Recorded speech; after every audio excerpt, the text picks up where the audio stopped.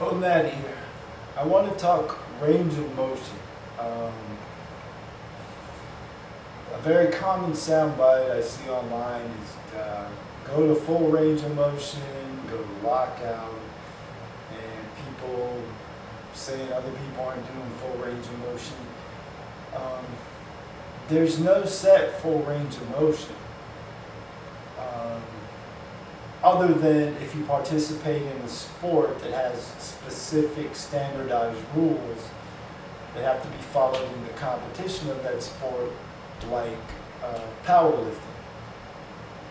As someone training on your own, non-competitive, the soundbite should be fullest safe range of motion for you. And that's totally individual relative to your structure. I can't, without seeing you, tell you what that is. If I see your structure, I can tell you what is the full range of motion. What I can tell you is, when you take joints to their extreme, you're basically doing jiu-jitsu to yourself. As best I can tell, this idea or concept started from the movie Pumping Iron, and that scene with Arnold Schwarzenegger doing those super deep dumbbell flies and talking about going to full range of motion and feel the burn. Arnold was basically doing jiu-jitsu to his shoulders.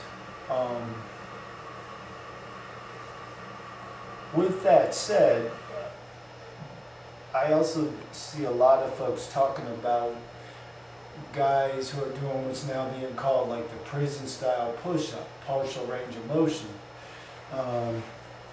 calling them out for not doing full range of motion. So an example of that is down, and they'll stay right in this range, not going to full lockout. That's actually harder than full range of motion.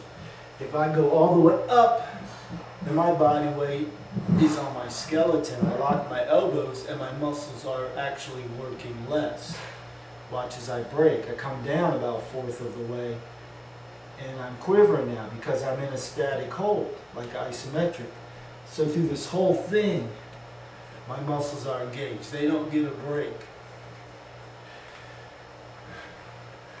What that is called constant tension, and it's a bodybuilding principle that's been around forever and can be applied to most every muscle group. And the basic idea is to work just the portion of the range where you're under load.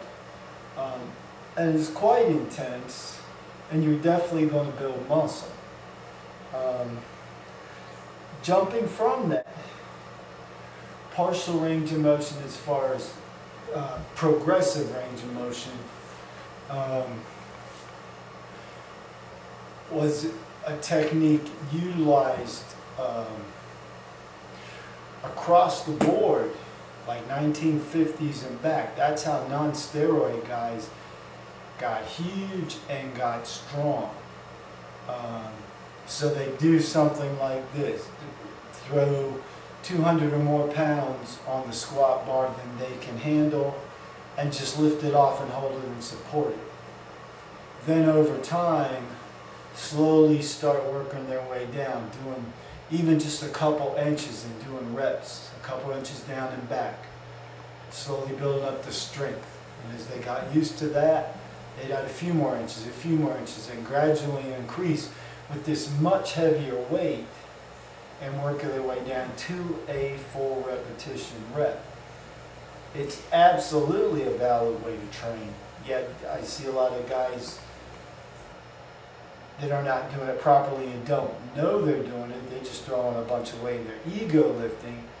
You've got to go in knowing what you're doing and having a planned program in place, an intention. But it is one of the greatest secrets of natural bodybuilding and natural strength training. progressive range of motion training is how I was able to build up to a 500-pound squat. And I'm an ectomorph runner.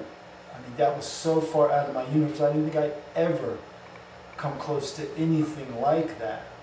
But I was able to get there. So,